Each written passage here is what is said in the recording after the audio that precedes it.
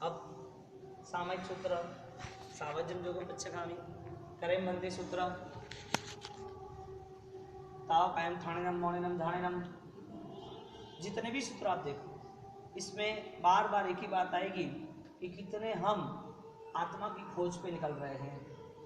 अनुष्ठान क्यों करना बार बार? एक एक अनुष्ठान बार बार करने से क्या मतलब? एक ही अनुष्ठान एक दिन, 2 दिन, 3 दिन, 1 घंटे, 2 घंटे, क्यों, मतलब क्या? तो यहाँ पर ज्ञानियों ने वो निर्देश किया कि ये अनुष्ठान हमारा बलवान होता तो हमें स्वानुभूति होती, हमारा अनुष्ठान सशक्त होता तो संसार हमें फीका लगता, संसार का आकर्षण कम रहता। जब जब ये संसार खींच रहा है तब तब ये अनुष्ठान को आप सहज स्वीकार करके आगे बढ़ने की कोशिश करें। धर्म बताया, यति धर्म, यति यानी साधु बनना, साधक बनना, आराधक बनना। अब आराधक तो हर कोई बन सकता है। आप शायद संसार में रहने के बाद संसार त्याग नहीं कर सकते, वो देह से नहीं त्याग सकते, मन से तो त्याग कर सकते हैं। तो मन से संसार त्याग करने की भूमिका यदि निर्मित होती है तो वो संसार में रहने के बाद वो संसार की रस पशु जिंदगी नहीं जिएगा, उसको रहना पड़ता है। अटेंशन उसका आत्मा का रहेगा, उसको लग रहा है, कल रात को व्याख्यान में बोला था ना, उस प्लेयर को लगा है लेकिन वो 2 घंटे तक जीत के सामने जाता है, उसका अटेंशन कहाँ है? मुझे जीतना है। छोटे बच्चे को आप भोजन करने के लिए कहते रहते हो लेकिन उनका अटेंशन क्या है? खेलने कूदने का। कितना भी आवाज़ लगा वो नहीं आएगा। छोटा 8-10 साल का लड़का वो एग्ज़ाम ख़त्म होने के बाद पढ़ाई में ऐसा मन लगा देता, अरे खेलने में ऐसा मन लगा देता है, 10 बज गए, 12 बज गए, 1 बज गए, 2 बज गए, खाने लिए नहीं आता है। आप आवाज़ मम्मी लगाती रहती है, आ जाओ आ जाओ आ जाओ, लेने जाता है तो भी नहीं आता। लेने गए तो धमाल मस्ती की, मुझे नहीं आना, ऐसा वैसा, सब खेलने रहे। अरे कि तेरे लिए भोजन करना है, भोजन नहीं करेगा तो बीमार होगा, परेशान होगा। कितनी भी आवाज़ दी वो नहीं आता है। उसका मन कहाँ है? भोजन में है या खेलने कूदने में है। और वही खेलता कूदता बाहर से कोई आ गया, कोई बावा, कोई डाकू आ गया, कोई गलत आदमी आ गया, हाँ डम डम डम डम करता, कौन है, आ जाओ बच्चे आपको खेल दिखाता हूँ, डर गया, खेलना सब छोड़ गया, सीधा कहाँ जाएगा? मम्मी। क्यों? ध्यान कहाँ गया? आराधक का ध्यान कहाँ होता है? आत्मा लक्ष्य होता है, आत्मदर्शी होता है, आत्मा के अर्थ ही आत्मा के लिए होता है। तो यहाँ पर यति धर्म पे आधारित हम क्षमा धर्म को कैसे विकसित करें, वो भावना के साथ जाई स्मरण 1444, जाई स्मरण से जाति स्मरण। जाति स्मरण वो 2 प्रकार के होते हैं, वो 2 प्रकार के यहाँ द्रव्य और भाव से बताए हैं। द्रव्य और भाव से जाति धर्म की, जाति शरण स्मरण यानी कि स्मरण, प्राकृत शब्द था जाई शरण, प्राकृत शब्द कौन सा था? जाई शरण। और यहाँ पर जाति स्मरण उसका संस्कृत होता है। वो 2 प्रकार के बताए, यानी कि संस्कार पूर्व जन्मीय यानी कि जाति नाम, सनिमित्तम अनिमित्तम।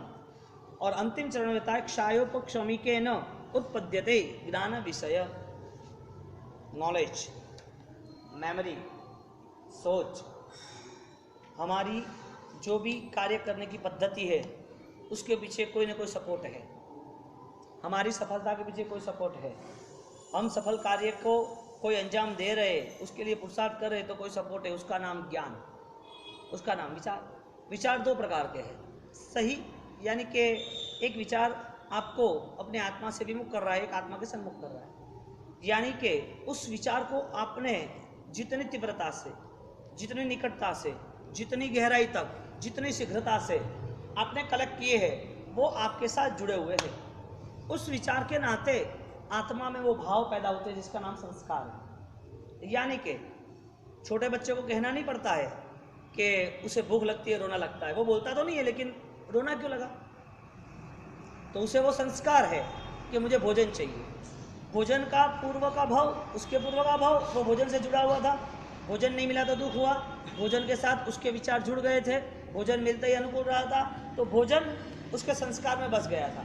भोजन नाम की एक ऐसी चीज़ है जो मुझे शांति दे रही है। फिर वो भोजन वो लेता है, आहार ग्रहण करता है और संतृप्त होता है। छोटा बच्चा है। संस्कार कहाँ से आए, कैसे आए? हमने कभी भी कुछ भी परमात्मा को देखा नहीं है, फिर भी हमारे भाव बढ़ जाते हैं। हमने कभी कहीं भी किसी पर ऐसे अनुष्ठान नहीं देखे, तब भाव की वृद्धि हो जाती है। मतलब क्या, पूर्व के काल में ऐसी कोई अवस्था हमारी बनी थी जो हमने हमारे विचारों से बनाई थी। उस विचारों की अवस्था के नाते हमारे सामने वो निमित्त आया और हमारे भाव की वृद्धि होगी। तो संसार में आप जो भी यहाँ बैठे हैं, जितने सारे, इतने जीवन में ऐसे 2-5 घटना ऐसी हो गई होगी जब आपकी भाव की वृद्धि होगी। बाकी तो जीवन कॉमन है, सामान्य चल रहा है। वो इतना भाव की वृद्धि के साथ इतना उत्साही कभी नहीं होता है। जब कई ऐसी घटना बनी है तब आप उत्साही हो जाते हो, संसार की घटना में उत्साही हो जाते हो। लेकिन कभी कभी ऐसा हुआ, आपने बहुत सारे पैसे कमाए, आपकी धारणा के हिसाब से आपका काम सफल हुआ, तब आपको आनंद बहुत बढ़ेगा, आप खुश हो गए। कई बार ऐसा भी हुआ कि आपको आपकी धारणा से विपरीत हुआ और वो काम ही ना हुआ और आप परेशान हो गए और वो शोकग्रस्त हो गए। आनंद और शोक वो आपने पूर्व के भाव में कहीं पर मन में रखे थे, इसके लिए वो जैसे ही आपके सामने आए ऐसे पूरा डेवलपमेंट क्लियर हुआ, वो प्रोसेस शुरू हो गई तुरंत। तो हमारे जो संस्कार है, इसे हमारे यहाँ ज्ञानियों ने जाति स्मरण ज्ञान कहा है। यहाँ पर साइंटिस्ट वो धारणा शक्ति के हिसाब से पास्ट मेमोरी और आगे जाके उस मेमोरी को यदि बहुत ही क्लियर करते हैं, यदि कोई मेमोरी को समझ सकता है, वो मेमोरी के नाते उसको 6 सेंस, आपकी 6 इंद्रियां, 5 इंद्रियां तो है ही, इसके आप वर्किंग कर रहे हो, देख रहे हो, सुन रहे हो, खा रहे हो, पी रहे हो, बोल रहे हो, उठ रहे हो, बैठ रहे हो, ये सब आपकी कोई ना कोई शारीरिक चीज कार्य कर रही। एक मेमोरी के अंदर एक बल है, 6 सेंस। आप सामने वाले व्यक्ति को पहचान सकते हो, सामने वाले व्यक्ति क्या कहना चाहते हैं वो भी आपको पता है, आपको आगे आयोजन क्या करना वो भी पता है। कार्य करने के पहले आपको लग रहा है कि ये करना चाहिए कि नहीं करना चाहिए, आपका एक कॉन्फिडेंस आता है ये करना ही चाहिए, उठाओ, क्यों नहीं करें, होगा ही, क्यों नहीं होगा, क्यों, ये किसने जवाब दिया आपका, इतनी एनर्जी कहाँ से आ गई, बल कहाँ से खड़ा हो गया। वो आपके पास्ट टेंस ने जो भी अच्छे संस्कार संस्कारित यानी कि कलेक्ट किए थे, वो सब अच्छे संस्कार आपके साथ आ गए। यानी कि जिस व्यक्ति के पास सम्यक दर्शन है उसके लिए अच्छे कार्यों के लिए कोई दुविधा नहीं। जो व्यक्ति ने पूर्व के भाव में अपने संस्कारों से, सद्भावनाओं से सही संस्कार जुड़े थे, उस व्यक्ति ने यदि सही काम जब भी करना है तब वो टूट पड़ा और करने लगा, कहीं पर भी वो परेशान नहीं हुआ। प्रभु महावीर ने उपसर्ग सहन करने थे, उसको पता ही था उपसर्ग वो मेरा विषय नहीं है, वो देह का विषय है, आत्मा को उत्थान का वो क्रम है, आ जाओ उठाओ, तब शेयर करने वाले। ऐसी क्रांति घटित हो गई, मुझे भोजन चाहिए ही नहीं, भोजन करने से मेरी कोई तैयारी नहीं है, भोजन करने से मुझे कुछ नहीं मिलेगा।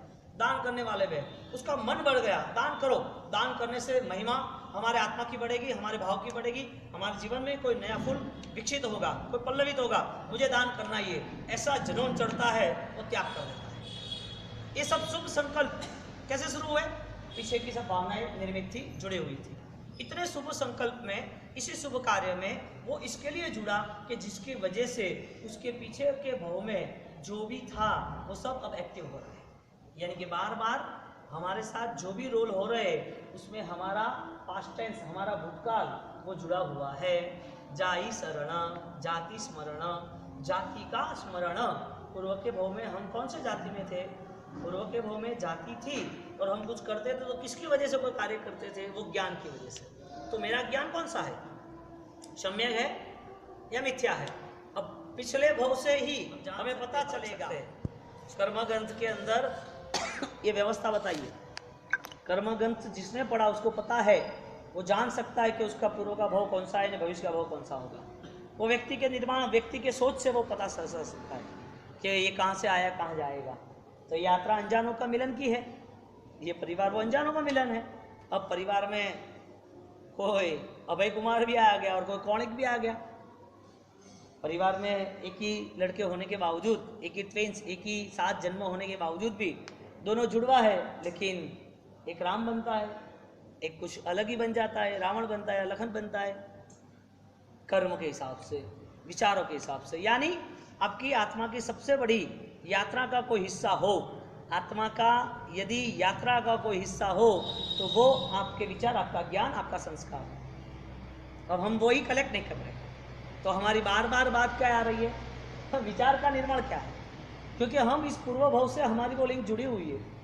हमें आज क्रोध क्यों किया, क्या सांप थे, हमने माया क्यों की, क्या वो सियाल थे, हमने लोभ क्यों किया, क्या चींटी और चूहे थे, हमने गुस्सा और आगे जाते और लालसा, हम शहर के हिसाब से वो सांप जैसे धन पे खड़ा रहता है वो थे हम, हाँ वो प्रैक्टिकल है। यूं धन नहीं छूटेगा, रेड आएगी तो छूट जाएगा, बीमारी आएगी तो छूट जाएगा, बच्चा लड़ाई झगड़ा करेगा, डिवाइड होगा, बिल पे आप साइन सिग्नेचर करो, छूट जाएगा। पापियों का धन लोभी लोग खा जाते हैं, लोभियों का धन ठग वाले, ठग विद्या वाले खा जाते हैं। वो धर्म में नहीं जुड़ता कभी भी, वो फाइनल है। आपके संसार में देख लो, कितना भी बड़ा रिचेस्ट मैन हो, वो आपकी नज़र में बड़ा सुखी पैसे वाला आदमी हो, सही बात है, ढंग का है, उसके पैसे महत्व नहीं रखता, उसका दान या शासन में महत्व रखता है। पैसे से क्या प्रतिभा है? पैसे से प्रतिभा क्या है? हिंदुस्तान में जितने भी परमात्मा को, प्रभु को, ईश्वर को, कोई भी किसी भगवान और माता जी को मानने वाले कितने भी सुखी हो, उससे ज़्यादा भी सुखी अरब कंट्री में, ग्लोबलाइज कंट्री में है, अमेरिका में। पैसे से महत्व नहीं था, महत्व उसकी भावनाओं से, उसके विचारों से, उसके दान धर्म से था। तो आपके सामने कोई खड़ा है तो उसकी जाति स्मरण उसका भूतकाल क्या था वो दिखता है ना। उसके अंदर देखो, वो सांप खड़ा है, वो नौड़िया खड़ा है, वो कुत्ता खड़ा है, वो जानवर खड़ा है, उसके अंदर वो खड़ा है कि नहीं? किसी और का ना देख के हमारा खुद का देख के, हमारे अंदर वो खड़ा है। कांच में आके हमारा बैक रोल देखना चाहिए, कांच में खड़ा रहना, वो देखना पीछे में अंदर क्या छिपा हुआ, अंदर दूसरे कौन सी आत्माओं के संस्कार है, ये आत्मा ने कौन से नए भाव लिए थे, ये देखना ही हमारा सद्धर्म है, सत्य धर्म है। तो यहाँ पर जाई शरण, जाति स्मरण, पूर्व जाति नाम संस्कारे, आगे का शब्द आया 1503, यानी के जीर्ण वयण, जीर्ण वचन, जीर्ण वचन। यहाँ पर जीर्ण वयने अनुरक्ता, जीर्ण वयणम जम करंत भावेण अमला असंकलिता ते हुंती परित संसारी। परित संसारी, जो जिनेश्वर परमात्मा के वचन को स्वीकार करता है उसे दुख से मुक्त होना ही है, यानी कि वो होता ही है। परमात्मा के वचन, परमात्मा का धर्म, सत्य धर्म मानव जीवन में आत्मा की पहचान के लिए जो भी कदम उठाए हैं, जो भी वो अपने आत्मा के स्वभाव को, अपने विचार को बदलने की कोशिश की, अपने संस्कार को बदलने की पूर्ण रूप से परिस्थिति निर्मित की, वो व्यक्ति परित्य संसारी, उसका दुख दर्द सब खत्म हो जाता है। वो इस दुनिया में अब ज़्यादा समय वो दुख दर्द सहन नहीं करेगा। उसकी धर्म के लिए, परमात्मा के वचन के आज्ञा के पालन के लिए तीर्थंकर ने बताए हुए धर्म को यदि ज्ञान और क्रिया श्रद्धा भावना से स्वीकारा है, मिथ्यात्व त्याग करके स्वीकारा है, मलिन भावना, संसार की भावनाओं को छोड़ के स्वीकारा है, ऐसा व्यक्ति वो इस संसार में जितना भी परिभ्रमण करेगा, उस धर्म ने उसे ऐसा बल दिया कि वो मोक्ष में नहीं जाएगा, तब तक दुखी नहीं होगा। संसार में भी अनुकूल सामग्री मिलेगी, चिक्कार अमाप सुख मिलेगा, सुख मिलने के बाद भी वो धर्मी रहेगा, क्योंकि पूर्व के भव में वो संस्कार धर्म के जुड़े थे, पूर्व के भव की वो यात्रा उसके साथ है। यहाँ व्याख्या लिखिए, मोह मत्सर आदि क्लेश रहिता। पहली बात तो जीर्ण वैले अनुरक्ता, जिनेश्वर भगवान की बातों में जो अनुरक्त, जो आराधक आत्मा है। भगवान ने ये कहा है मुझे ये करना है, भगवान ने ये नहीं कहा है कि तुझे तेरी आत्मा के, तेरे विचारों को बिगाड़ के, दुनिया को दोष देख के, दुनिया में अहंकार रख के तुझे जीना, ये नहीं कहना है। परमात्मा ने जो आज्ञा पालन बताया वो संसार दुख दर्द संक्लिष्ट अवस्था को खत्म करने के लिए बताया। जीर्ण वैने अनुरक्ता, जिनेश्वर में अनुरक्त है। जीर्ण वयनम जे करंती भावेण, जिनेश्वर में अनुरक्त है, जिनेश्वर के वचन में जो व्यक्ति भावपूर्वक जुड़ जाता है। अमला असंक्लिष्ट था, अमला मल जो था वो सब, जो असंक्लिष्ट वाला वो सब, संक्लिष्ट जो था वो चला गया, अब असंक्लिष्ट स्थिति, मन में अपार शांति की प्राप्ति शुरू किया है। उसके साथ इतना गिफ्ट बाद का बाद में, ते हुंती, ते होता ही है, निश्चित उसमें वही निर्माण होता है, उसे वही प्राप्त होता है। उसकी प्राप्ति में, उसकी सफलता में कोई भी नहीं रोक सकता है। क्या प्राप्त होता है? परित्य संसारी, अब का संसार अब खत्म हो जाएगा। संसार यानी दुख, मोह, माया, मत्सर, राग, द्वेष। वो सुखी कब होगा? जब ये संसार पूरा उसके सामने खड़ा होगा, इस संसार की सब सामग्री उसके साथ होगी। इस सामग्रियों में वो इतना सुखी होगा जो संसार का कोई व्यक्ति भी उसके टक्कर नहीं ले पाएगा। इतना द्रव्य सुख होगा तो भी वो मोह मत्सर में नहीं जुड़ा होगा। ये परमात्मा के वचन का फल, ये धर्म करने वाले जो भी आत्मा है उसे ये मिलता है।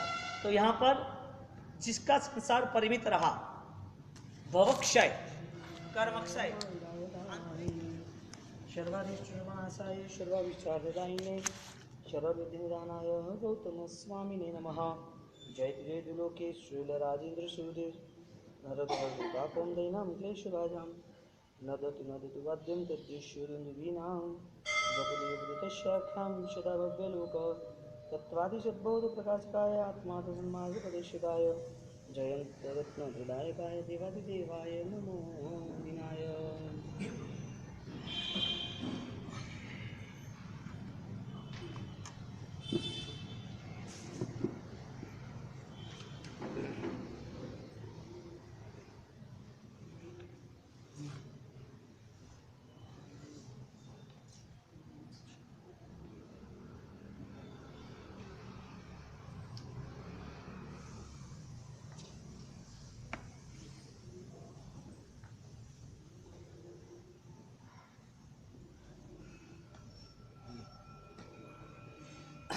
अभिधान राजेंद्र कोश का आज चतुर्थ खंड यानी कि चौथा भाग, उसमें ज शब्द से शुरू होता है।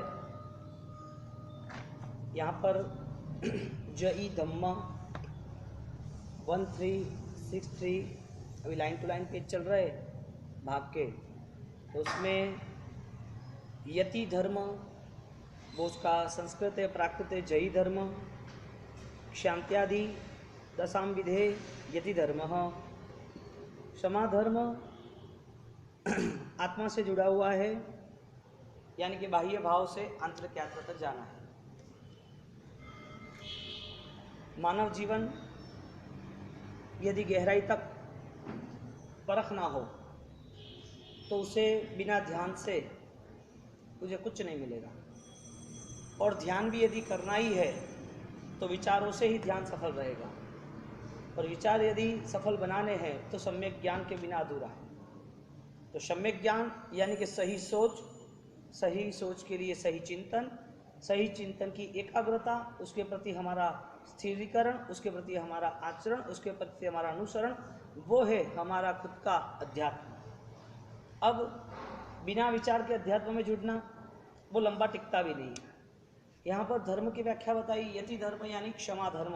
यतियों के 10 प्रकार के धर्म है, साधक के 10 प्रकार के धर्म बताए, शांति, नम्रता, दया, करुणा यानी खंती गुत्ती मत्ती अजय मध्य वगैरह। तो क्षमा नाम का धर्म यदि हम सोचने जाए तो साधक के लिए वो शुरुआत क्यों कही? शांत्यादि दशाम विधे धर्म ऐसी शुरुआत करी क्षमा आदि धर्म से। तो हम साधु भगवान को नमस्कार कर रहे, तो नमस्कार करते वक्त इच्छामी क्षमा समणो, है क्षमा के धारण करने वाले। तो हम क्षमा करने वाले, क्षमा देने वाले, क्षमा रखने वाले, ऐसे गुणवान आत्मा को वंदन करते हैं। तो क्षमा नाम का जो धर्म है, वो क्षमा नाम का धर्म वो फर्स्ट और इतना पावरफुल क्यों? क्षमा वीरस्य भूषणम, वो संस्कृत की पंक्ति रख दी कि तुम योद्धा हो तो तुम्हारे पास वीरता है, तो वीरता का आपके पास यदि कोई आलम्बन हो वीरता के लिए तो वो आलम्बन है क्षमा। क्षमा यानी कि आप सबको समा सकते हो, आप सबको सम्मिलित कर सकते हो अपने आप में, आप सबको जोड़ सकते हो, तोड़ सकते नहीं हो। तो क्षमा की यात्रा एक बाह्य भावों की थी, और बाह्य भावों ने आपको आंतरिक स्थिति का निर्माण तक ले गए। तो बाह्य जो भी विचार थे, वो बाह्य विचार सांसारिक स्तर पर, दुनिया के स्तर पर तय कर दिया कि हमें क्रोध नहीं करना है, संबंध नहीं बिगाड़ना है, छोड़ो यहाँ से, उनके साथ व्यवहार नहीं रखना, नहीं बोलेंगे, झगड़ा क्यों करना, क्रोध क्यों करना, बार बार लड़ाई झगड़े में क्यों पड़ना। क्यों ऐसा चिंतन है हमारा कि पता है कि व्यवहारिक दुनिया में भी क्रोध हमें नुकसान करता है। अब यही बात, यदि क्रोध हमें कोई फल देता है तो कौन सा फल है? शायद कोई संसारिक जीव मान रहा है कि तुम्हारे पास यदि कोई फल है तो वो प्राथमिक फल यही है कि तुम किसी पे दबाव डाल सकते हो, किसी को अपनी मनमानी करा सकते हो, किसी पर हुकूमत कर सकते हो, किसी को गुलाम बना सकते हो, क्रोध के नाते शायद कोई विजय पा सकते हो। ये सब क्षणिकता, ये सब सामान्य स्तर पर आपने कुछ प्राप्त कर भी दिया तो वो लंबा नहीं चलेगा। क्यों नहीं चलेगा? एक भय के लिए तुम्हारे पीछे एक लंबी सेना खड़ी है, एक प्रेम से जुड़ी हुई लंबी सेना खड़ी है। भय के कारण उसके मन पर आप राज नहीं कर पाओगे, वो शायद परिस्थितियों के वश आपके साथ जुड़ा हुआ है। लेकिन एक प्रेम के सहारे, एक दया भाव के सहारे, एक करुणा के सहारे आप उसके साथ जुड़ जाते हो तो वो आपके साथ ऐसा ही जान देने के लिए तैयार हो जाता है। प्रभु महावीर करुणा सागर है। प्रभु महावीर ने क्षमा धर्म किया और बताया। कल्पसूत्र और बारसा सूत्र उसके अंतर्गत अंतिम चरण पर आराधक की व्याख्या जब बताई तो कहा कि जो क्षमा देता है और क्षमा रखता है वही आराधक है। बारसा सूत्र की 1200 गाथा के बाद ये गाथा रखी है, धर्म आराधक कौन है? जो क्षमा का निर्माण, क्षमा की धारणा, क्षमा के साथ चलता है वो। 1200 गाथा कल्प बारसा सूत्र पर्युषण के संवत्सरी महाकल्प में इसका श्रवण करके सब पावन होते। इसमें तीर्थंकरों की स्थविरावली, तीर्थंकरों का जीवन चरित्र, तीर्थंकरों के साथ जुड़ा हुआ गणधरों की परंपरा, उनकी संपदा, और ये सब इसके लिए कि इन लोगों ने सबसे बड़ी धर्म आराधना की और आराधक वो अपने स्थान पर पहुंच गए। अब आराधन के लिए यदि कोई निमित्त मिलता है तो बार बार उसे अपने आंतरिक मनोबल को निर्मित करने का ही एक आयोजन करना चाहिए। यदि कोई भी निमित्त मिलता है तो आंतरिक बल का निर्मित करने का आयोजन होना चाहिए। हमारे सामने बहुत सारे निमित्त हैं। कोई व्यक्ति ने आपका नहीं माना, कोई व्यक्ति आपसे कोई आगे चला गया, कोई व्यक्ति ने आपकी बात झूठी साबित कर दी, कोई व्यक्ति आपके साथ कुछ कह रहा है और दूसरे दो को साथ मिलने के बाद वो कुछ और कह रहा है। तो ये सब निमित्त आने के बाद ये बाह्य लोगों के साथ निमित्त है। आंतरिक निमित्त जो है, आपको दुख दर्द और पीड़ा हुई, आपको पैसे का नुकसान हो गया, आपको शायद मानसिक स्तर पर आपके परिवार में से कहीं ना कोई परिस्थितियां निर्मित हुई, ये सब मन के दुख देने वाले निमित्त, मन से असंक्लिष्ट, मन से अविक्षिप्त करने वाले निमित्त। और बाह्य निमित्त, ये भोजन है, कपड़े है, गर्मी है, ठंडी है, उपसर्ग है, सामने से किसी ने उपसर्ग किए, पैसे वगैरह, ये सब बाह्य निमित्त था। तो ये सब निमित्त के वास्ते, ये सब जो भी अवस्था आपके सामने निर्मित हो रही है, तब आपके लिए एक साधना की शुरुआत होती है कि मेरा मन कितना कंट्रोल में रह सकता है, मेरा मन कितना शांत रह सकता है। मन शांत रखने के साथ ज्ञानियों ने कहीं पर भी अहिंसा की हिंसा नहीं बताई। हमारे तीर्थंकरों ने कहीं पर भी कायरता से धर्म नहीं बताया, वीरता से बताया। तो जहाँ जहाँ भी धर्म की महत्वता, धर्म करने के साथ साथ धर्म आराधक यदि वो आगे बढ़ना चाहते हैं तो धर्म कभी कमजोर साबित नहीं होता, धर्म रुग्ण नहीं होता है, बीमार नहीं होता है, क्योंकि धर्म आराधक भी इतना ही सशक्त है। अब आपकी आराधना है, धर्म प्रवृत्ति है, लेकिन आपके पास वो दीर्घ दृष्टि जो धर्म आराधक को होनी चाहिए, यानी यति धर्म शब्द रखा। साधक के लिए जो धर्म है वो बताया। साधक कभी भी